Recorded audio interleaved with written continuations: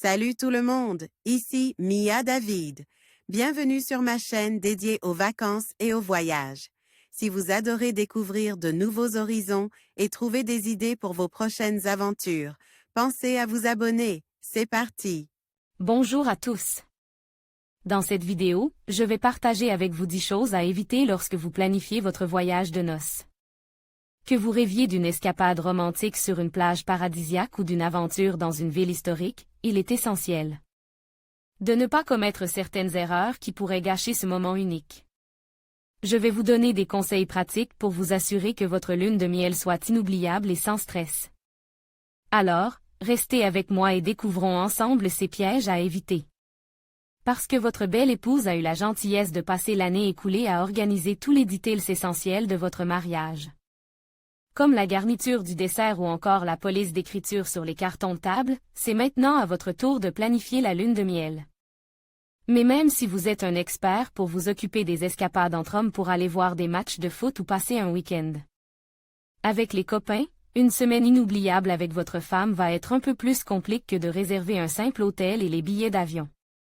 Ces attentes sont probablement un peu plus élevées que vos collègues d'enfance ou du boulot. C'est pourquoi nous avons compilé une liste pratique de 10 choses que vous ne devez absolument pas faire lors de la planification de votre lune de miel. Votre vie de couple est en jeu.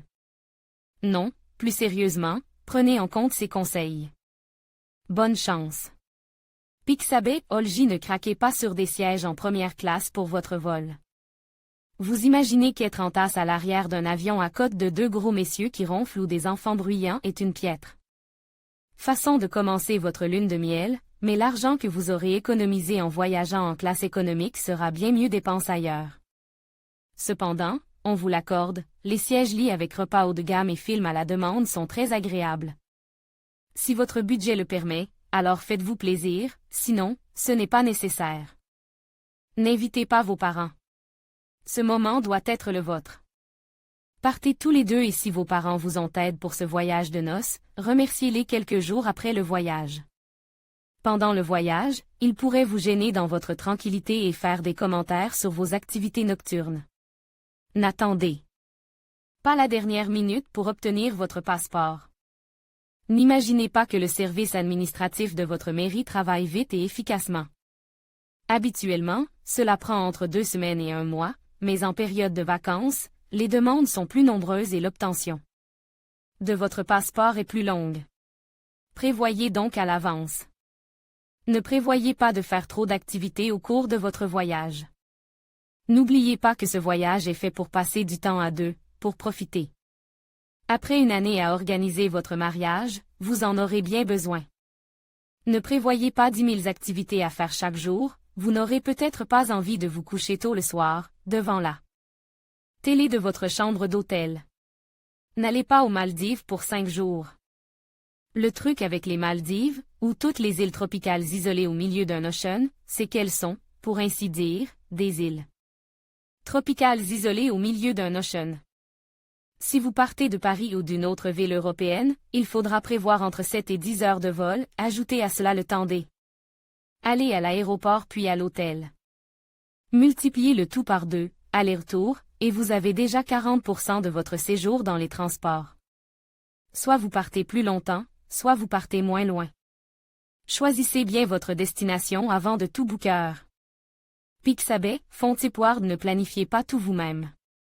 Il n'y a rien de plus terrible que d'avoir réservé 2 semaines à Hawaï avec comme chambre d'hôtel une hutte typique de l'île, quand votre femme vous apprend qu'elle est terrorisée à l'idée de dormir là-dedans. De plus, les femmes aiment quand vous les incluez dans les grandes décisions, comme elle l'a fait avec vous pour la garniture des desserts à votre mariage, vous vous souvenez? Ne dites pas à tout le monde que vous êtes en lune de miel. Vous pensez pouvoir vous faire offrir une belle bouteille de champagne ou un autre cadeau qui fait plaisir sur votre oreiller à l'arrivée. Mais ce qu'entendent vraiment les gens est plutôt: j'organise mon voyage de noces et je veux donc que tout soit parfait. N'hésitez donc pas à me facturer des frais supplémentaires.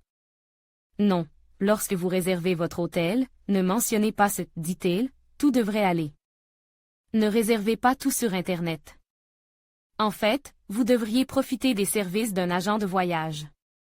Sauf si vous réservez un voyage dans une ville que vous connaissez mieux que tout au monde, à l'exception de votre nouvelle épouse, bien sûr. Leur expertise est précieuse quand il s'agit de mettre sur pied l'ensemble de vos vacances, sans que vous ayez rien à vous soucier. Ils vous dénicheront les meilleurs prix pour des excursions difficiles à trouver et des extras de luxe. Assurez-vous que votre hôtel et l'air conditionne. Faire l'amour en sueur sur une île tropicale est sexy dans les films. Mais le faire pour 4e nuit d'affilée peut être agaçant. De nombreuses destinations exotiques dans des pays moins développés n'ont peut-être pas la clim dans leur chambre, alors assurez-vous en avant de réserver. Sinon, vous risquez d'avoir quelques sueurs froides en arrivant. Ne réservez pas sous vos noms de mari. Vous pensez qu'il est mignon de pouvoir enfin utiliser le même nom de famille pour tous les deux, et d'ailleurs qui ne le pense pas? Eh bien justement, les agents des douanes qui travaillent toute la journée dans un bureau non climatisé sur une île tropicale étouffante ne comprendront pas pourquoi le nom inscrit sur le passeport de votre femme n'est pas le même que le vôtre. À lire également, les meilleures destinations pour partir en lune de miel.